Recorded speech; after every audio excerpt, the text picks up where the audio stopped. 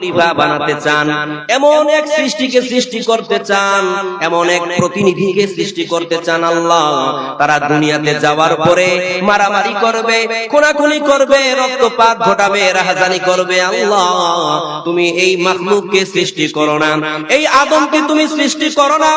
তখন রব্বুল আলামিন বললেন, ও আমার ফেরেশতারা শোনো, ইন্নী আ'লামু মা লা তা'লামুন, আমি আল্লাহ যা জানি তোমরা তা জানো না।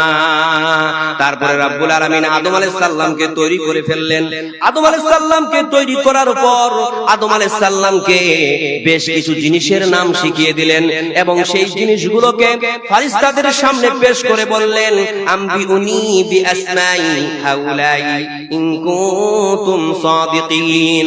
ও আমার ফেরেশতারা, তোমরা যে বলেছিলে যে আল্লাহ তুমি এই মাখলুককে সৃষ্টি করো না, এই আদমকে সৃষ্টি করো না, তাহলে তোমরা যদি তোমাদের কথাই সত্যি হও তাহলে তোমরা এইগুলো জিনিসের নাম বলে দাও।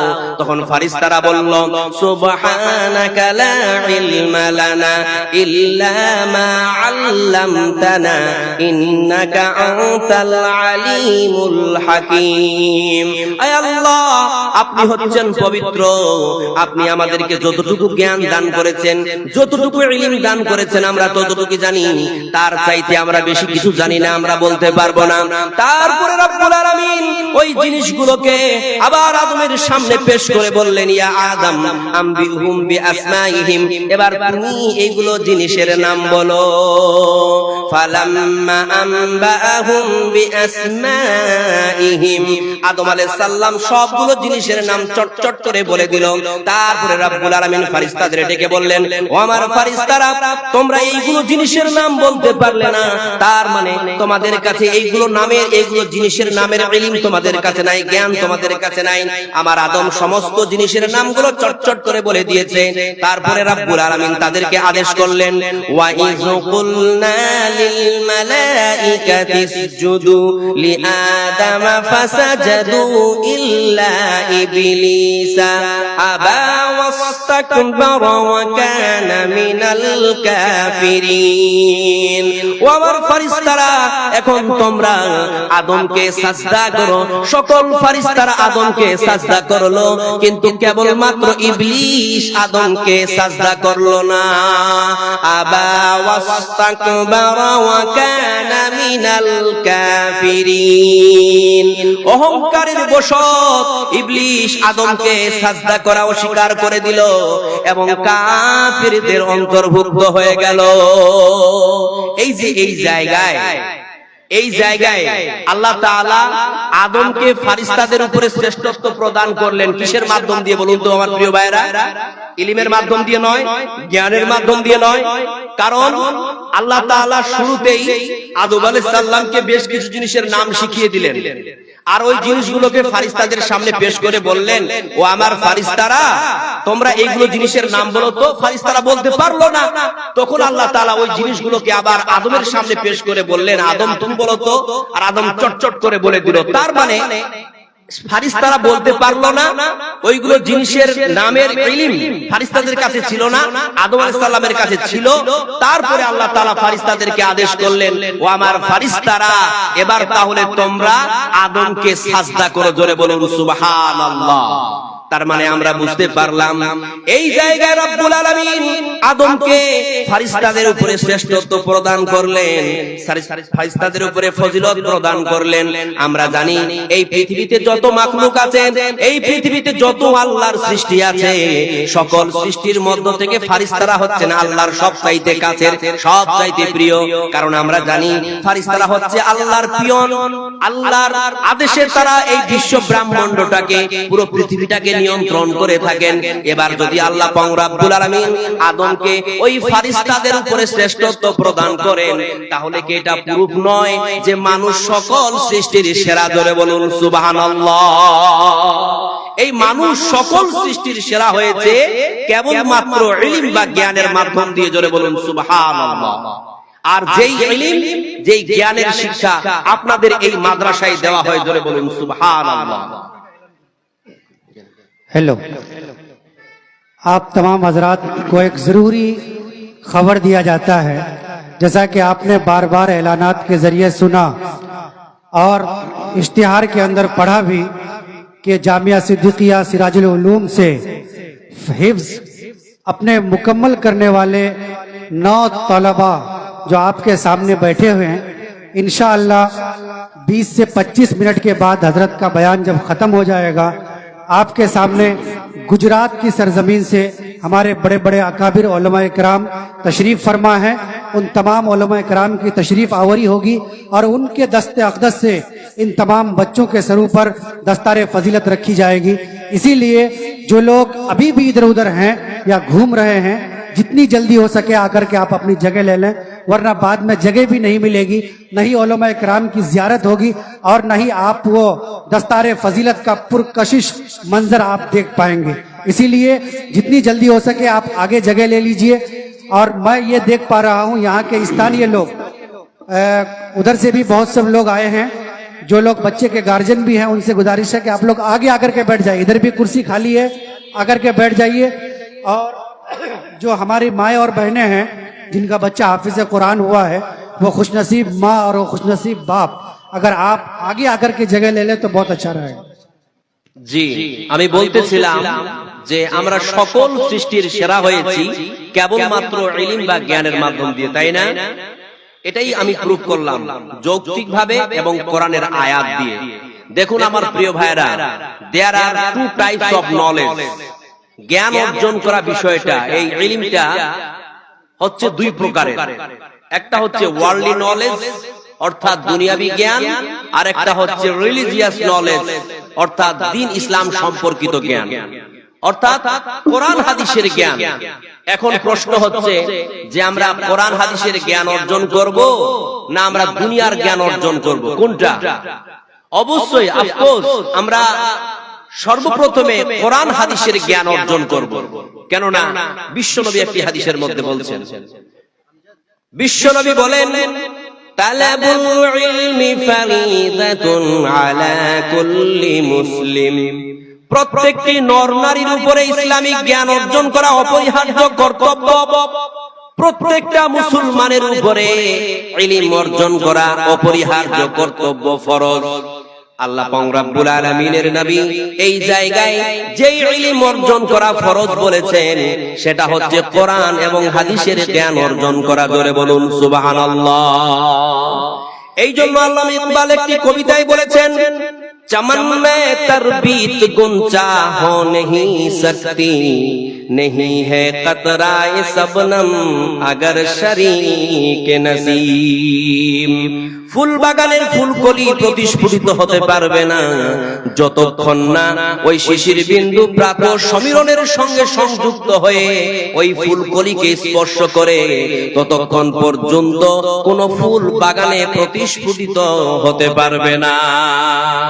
এই জায়গায় আল্লামা ইকবাল ওই শিশির বিন্দুকে কোরআনের জ্ঞানের সঙ্গে তুলনা করেছেন, হাদিসের জ্ঞানের সঙ্গে তুলনা করেছেন। কোরআন হাদিসের জ্ঞান যেই ব্যক্তির মধ্যে থাকবে না, যেই মানুষের মধ্যে কোরআনের জ্ঞান থাকবে না, হাদিসের জ্ঞান থাকবে না, ইসলামিক জ্ঞান থাকবে না, ওই মানুষটা কোনোদিন সফল পুরুষ হতে পারবে না। সে যতই বড় জ্ঞানী হয়ে যাক না কেন, সে কিন্তু সফল পুরুষ হতে পারবে না।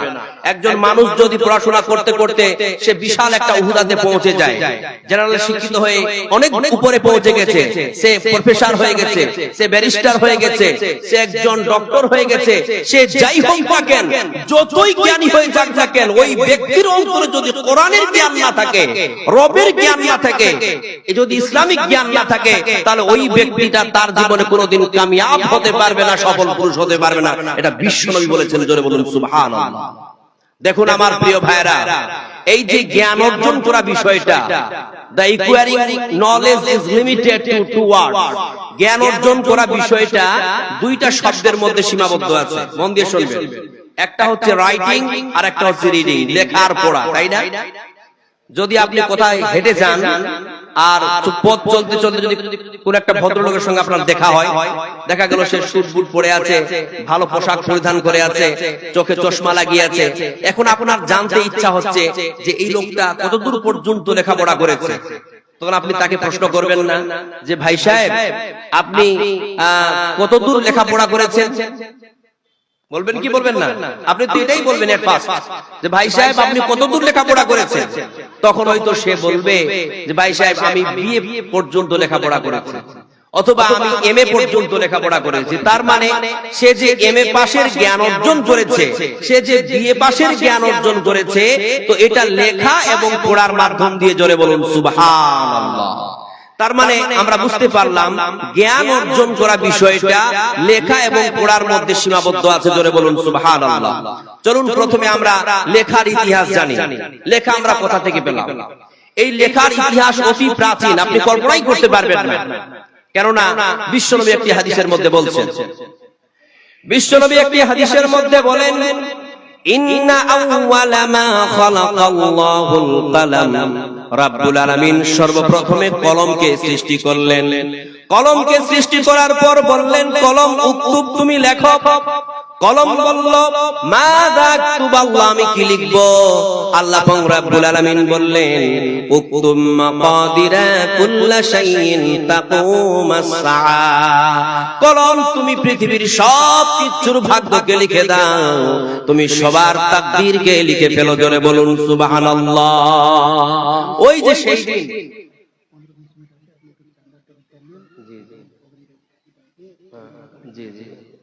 তার মানে আমরা বুঝতে পারলাম যে আল্লাহ তাআলা সর্বপ্রথম কলমকে সৃষ্টি করেছিলেন এবং কলমকে আদেশ করেছিলেন কলম তুমি লিখতে শুরু করো, পৃথিবীতে যা কিছু আছে সব কিছুর তাকদীরকে তুমি লিখে ফেলো। আর সেই দিন লিখে ফেলেছিল।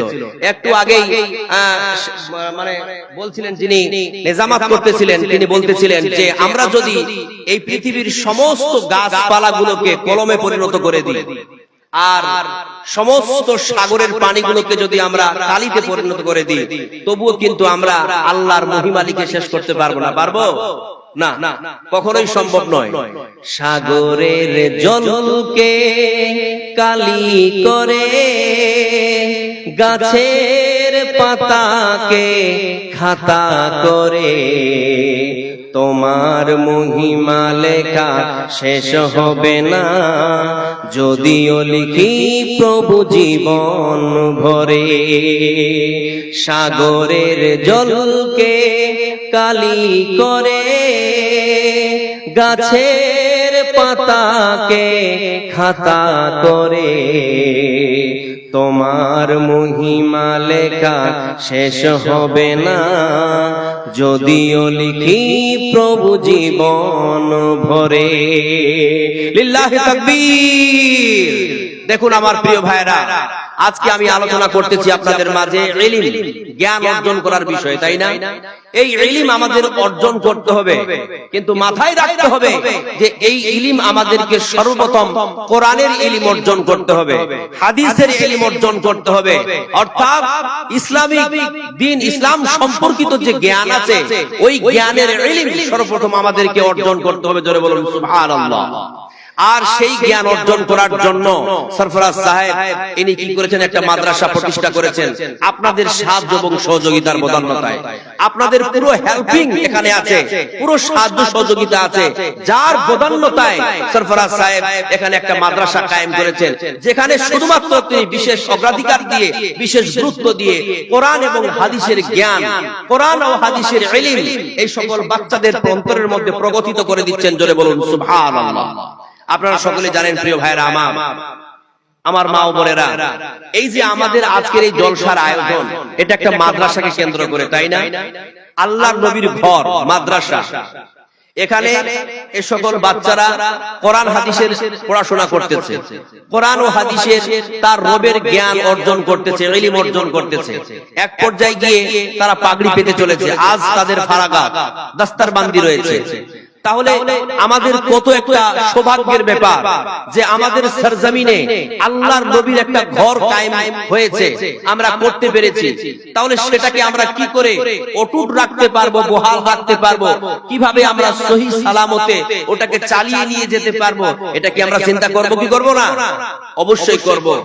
আর আপনারা সকলে জানেন আমার প্রিয় ভাইরা, আমাদের যে এই মাদ্রাসাগুলো চলে, এটাতে কিন্তু কোন রকমের সরকারি অনুদান থাকে না, থাকে থাকে না।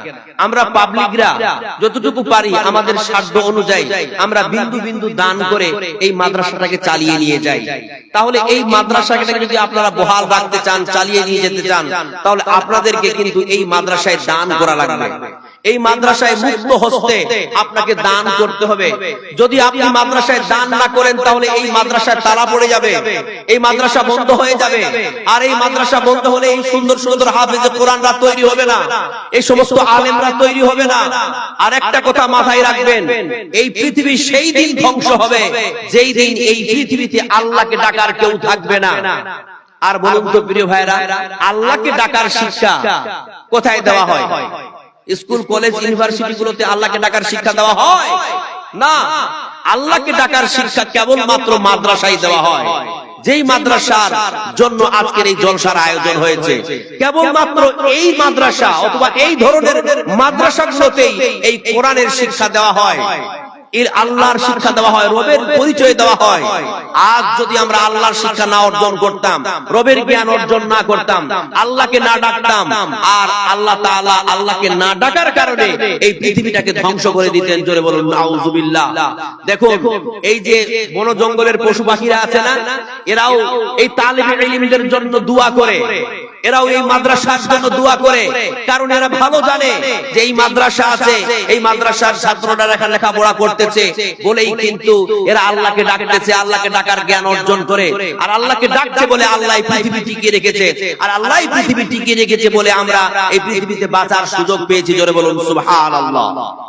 এই জন্য বলি প্রিয় ভাইরা, এই মাদ্রাসার জন্য দোয়া করতে হবে, এই মাদ্রাসার জন্য সাহায্য সহযোগিতা করতে হবে, ছাত্রদের জন্য দোয়া করতে হবে, যাতে করে আমরা এই মাদ্রাসাটাকে একটা পর্যায়ে নিয়ে যেতে পারি, যাতে করে এই মাদ্রাসাটাকে আমরা চালিয়ে নিতে পারি। এই মাদ্রাসার জন্য অন্তর থেকে বলতেছি আমার প্রিয় ভাইরা, আমি একজন মুসাফির মানুষ, আমি বহু দূর থেকে আপনাদের মাঝে এসেছি, সুদূর বালুরঘাট থেকে আপনাদের মাঝে এসেছি। আমি একজন মুসাফির মানুষ, এখানে আমার অনেক মা বোন বসে আছেন, অনেক বাপজিরা বসে আছেন, তরুণ যুবক ভাইরা বসে আছেন। আপনাদের সকলের কাছে আমি পুরুষদের মধ্য থেকে 30 জন আমার বাপজিদের কাছ থেকে আমি একটা করে 1000 টাকা চাই।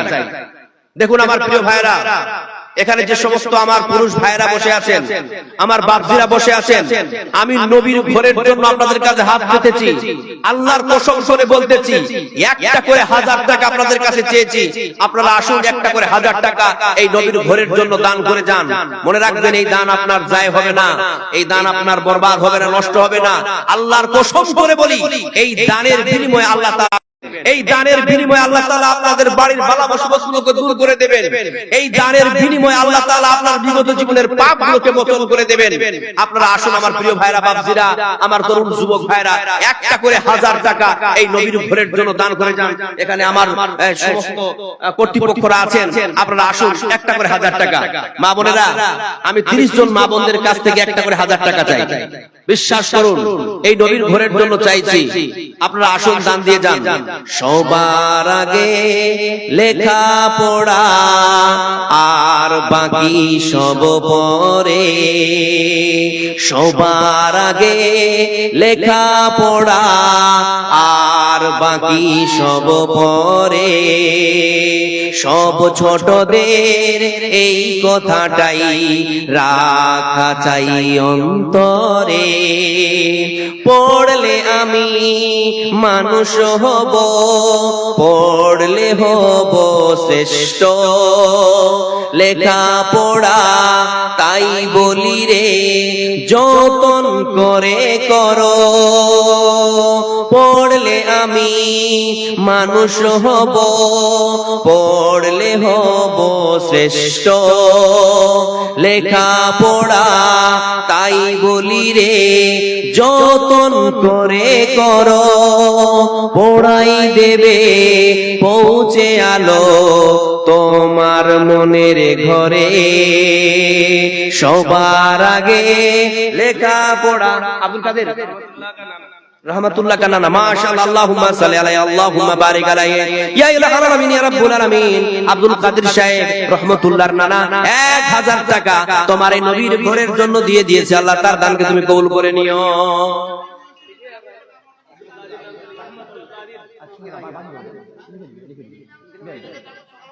মাশাআল্লাহ, লিল্লাহি তাকবীর। কি নাম আপনার?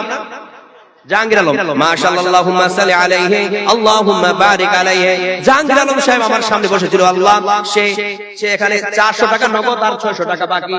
লিখেন 600 টাকা। জাহাঙ্গীর আলম 600 টাকা বাকি। মাশাআল্লাহ, আল্লাহুম্মা সাল্লি আলাইহি। মোহাম্মদ হোসেন সৌদি से 1500 মোহাম্মদ হোসেন সৌদি থেকে 1500 টাকা দিয়েছে। মোহাম্মদ হোসেন সৌদি থেকে 1500 টাকা। মাশাআল্লাহ, আল্লাহুম্মা সাল্লি আলাইহি, আল্লাহুম্মা বারিক আলাইহি। ইয়া ইলাহাল আলামিন, ইয়া রাব্বুল আলামিন। যে সকল আমার ভাইরা তোমার এই নবীর ঘরের জন্য একের পর এক দান করতেছে, আল্লাহ তাদের দানগুলোকে তুমি কবুল করে নিও। হাসান, মাশাআল্লাহ, হাসান নামের একজন আল্লাহ তোমার খাস বান্দা, সে সৌদি থেকে 500 টাকা দান করে দিয়েছে, তার দানকে তুমি কবুল করে নিও। আসুন, কোটি টাকার মালিক দেখো অভাব হয় না দূর, গরিব ঘুমায় আরাম করে মনটা বাহাদুর। আরে ফিরাউনের লাশটা দেখো মিশর জাদু ঘরে, খাই না মাটি পোকা মাছি সবাই ঘৃণা করে। হৃদয়ে থাকি বেজার নম্রতা সদা, রহমত আসিবে সেটা প্রভুর ওয়াদা। বড়র বড়াই থাকলে দিলে রহমত আসবে না, নিজেকে নিজে ছোট মনে করিও সদা।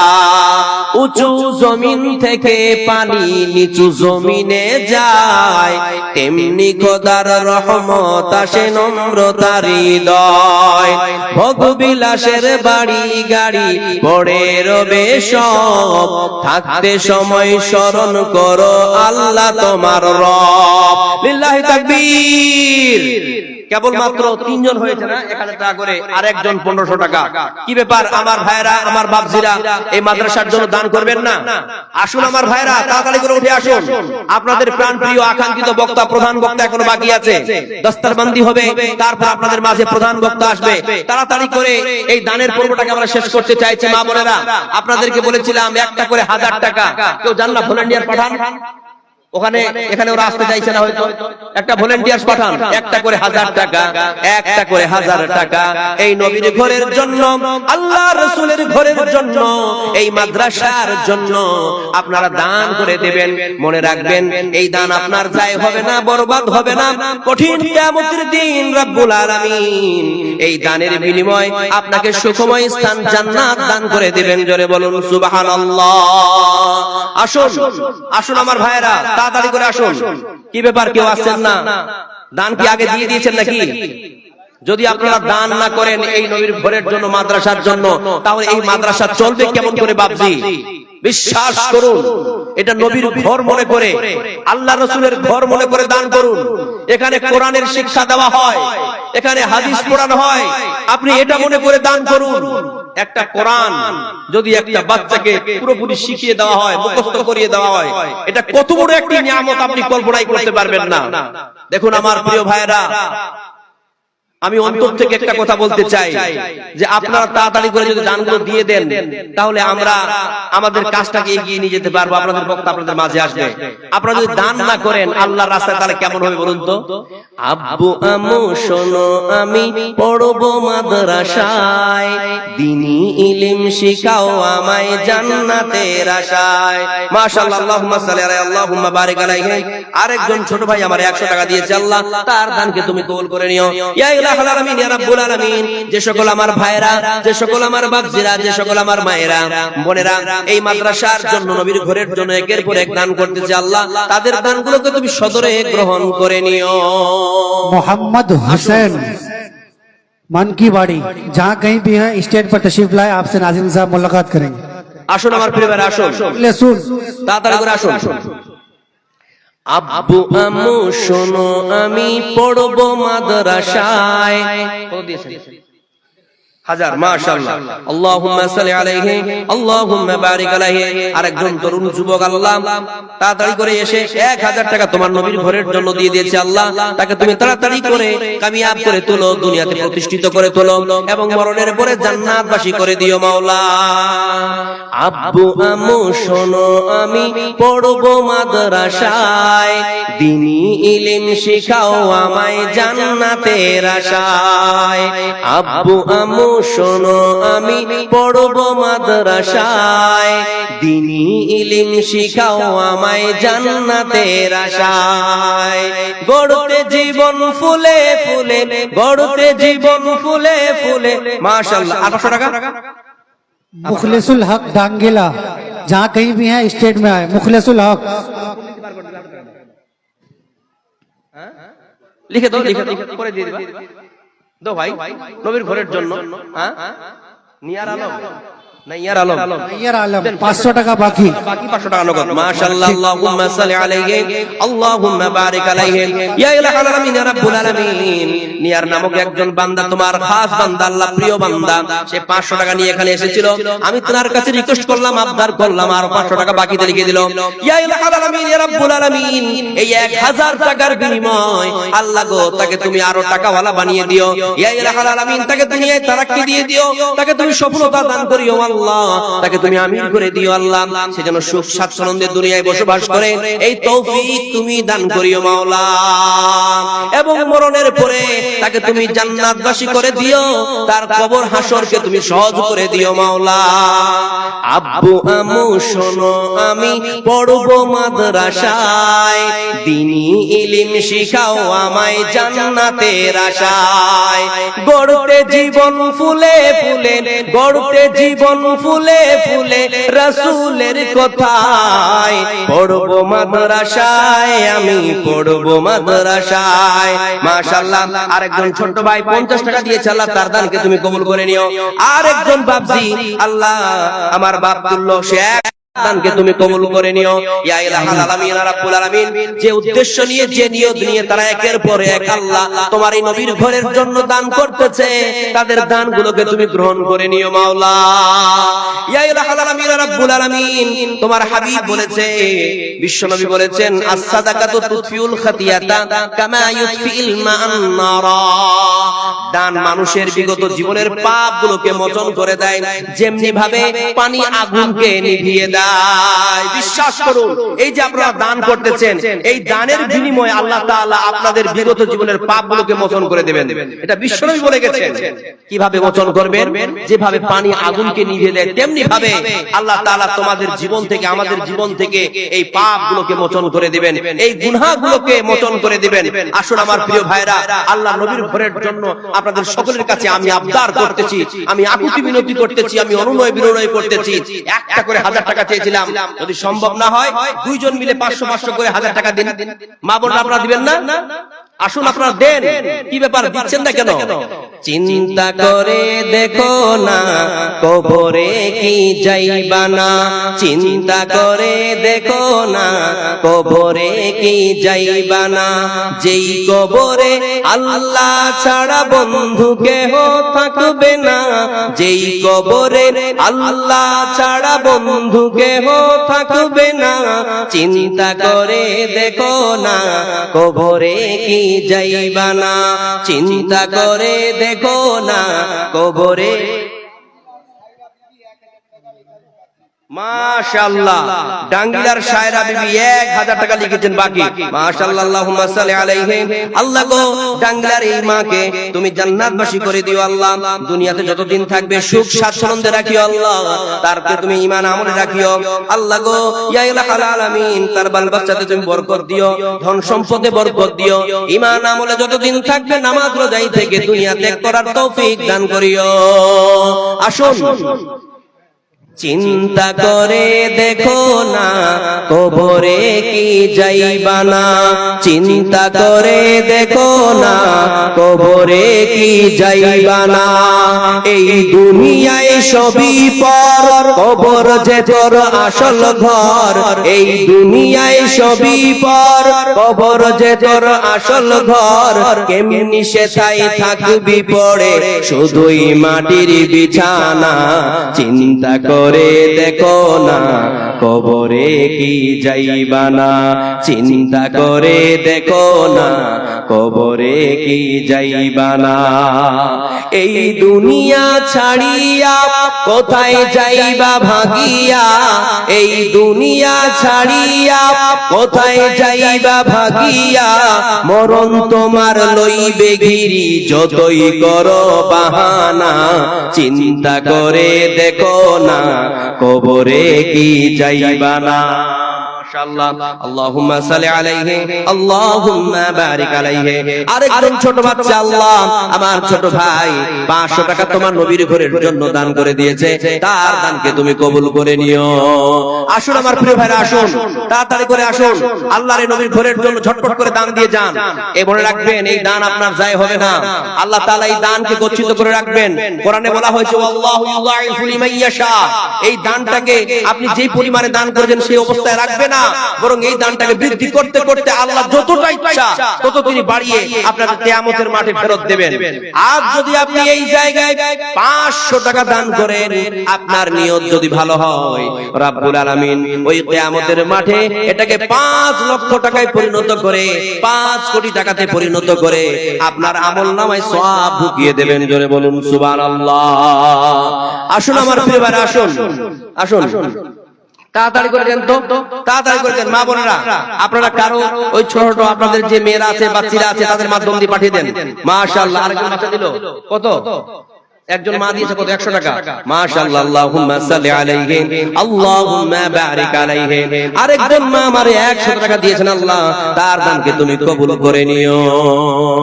আসুন আমার প্রিয় ভাইরা, আসুন তাহলে আসুন। একদিন আমার নাম হবে লাশ,